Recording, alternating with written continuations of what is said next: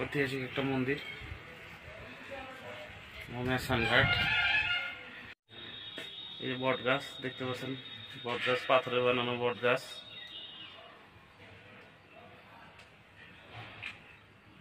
অনেক সুন্দর। এই যে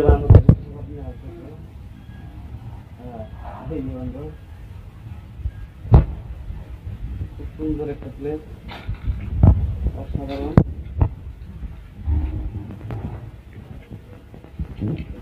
মন্দির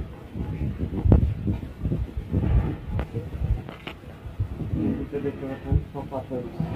এই যে পাথরের তৈরি পাক, এই হলো পাক পাথরের বানানো, পাথরের বানানো বট গাছ। অনেক সুন্দর একটা গাছ। বাঘ, এটা হলো পাথর দিয়ে বানানো বাঘ। এটা হলো হনুমান। হ্যাঁ,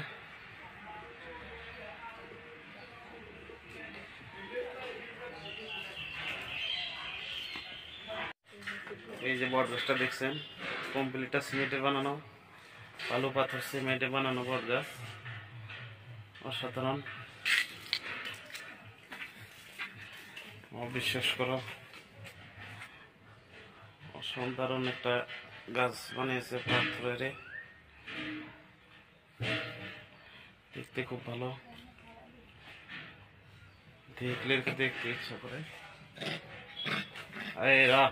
আল্লাহ করবি না, হ্যাঁ চুপচাপ থাক।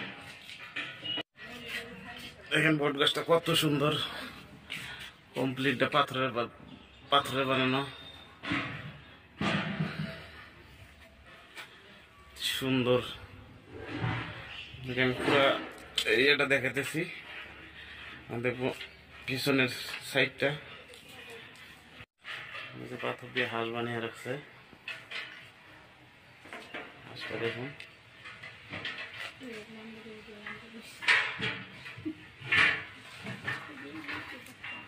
নৌকা বানানো আছে পাথরের।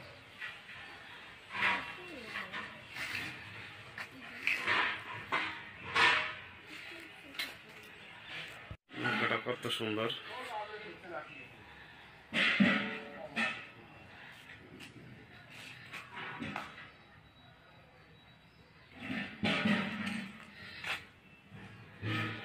মেলা কোন দিন শেষ হল? শনিবার শেষ হয়েছে না?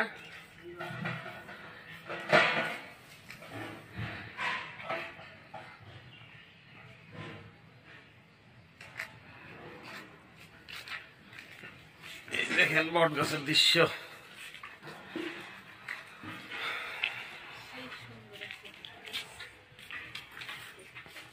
বট গাছের ভিতরে মন্দির।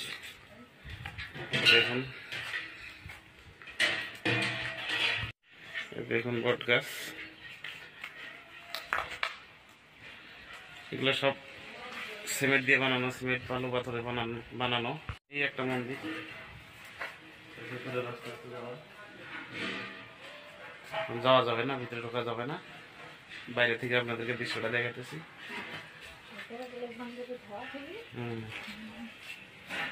এটা হলো তাল গাছ, তাল গাছ পড়ে গেছে, এটার উঠানো সম্ভব না।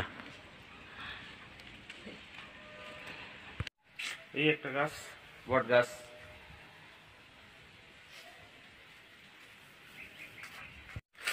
এই একটা বট গাছ, এটাও সিমেন্ট বালু পাথর দিয়ে বানানো।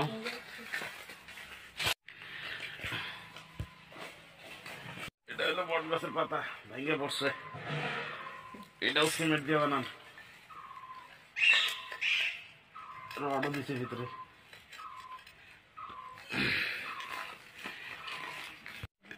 এই বট গাছের ভিতরে মন্দির না?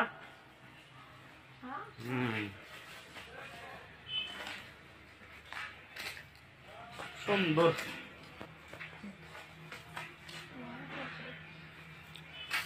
দেখে যে বান্দর, এটা বানর, এটাও পাথর দিয়ে তৈরি করা।